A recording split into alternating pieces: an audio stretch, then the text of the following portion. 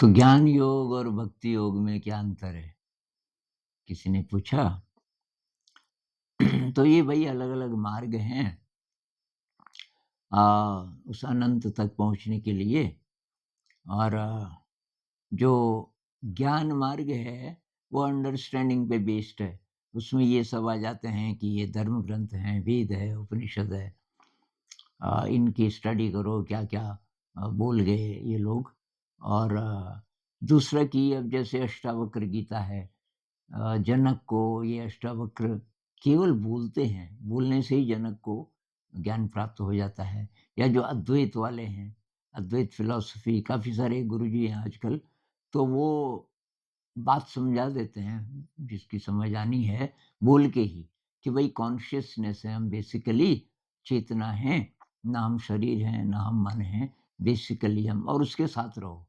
हर समय ये देख कौन रहा है, जान कौन रहा है और वो खुद नहीं बदलता कॉन्शियसनेस।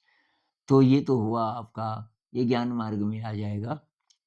लेकिन जो भक्ति मार्ग है, उसमें कोई इष्ट देवता, कोई गॉड, कोई जिसकी इमेज है कोई, जिसका कोई रूप है। अब जैसे क्राइस्ट है, राम है, कृष्ण है, अ, कोई रूप, और हनुमान जी हैं, तो उनकी भक्ति। तो ये वो लोग होते हैं जो भाव प्रधान हैं और कहते हैं ये मार्ग ज़्यादा आसान है भक्ति वाला, अगर आपका 100% विश्वास है उस देवता पे। अ तो ये 2 मार्ग हैं। और मेडिटेशन तो कोई भी कर सकता है शुद्धिकरण के लिए।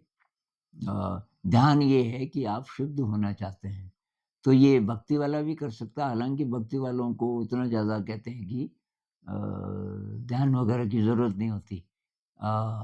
लेकिन जिसका जिसका कुछ ऐसे भी लोग हो सकते हैं कि भक्ति वाला भी नहीं है और एक ज्ञान वाला भी नहीं है। तो शायद मैं उन लोगों में से हूँ, तो तब उसके लिए क्या है? तो उसके लिए यही मार्ग है भई, ध्यान करो, इसको शुद्ध करो, मन को शुद्ध करो और शुद्ध करते अब जो भी जिधर भी जाओगे, आप वहीं पहुँच जाओगे। तो मुख्य ये है।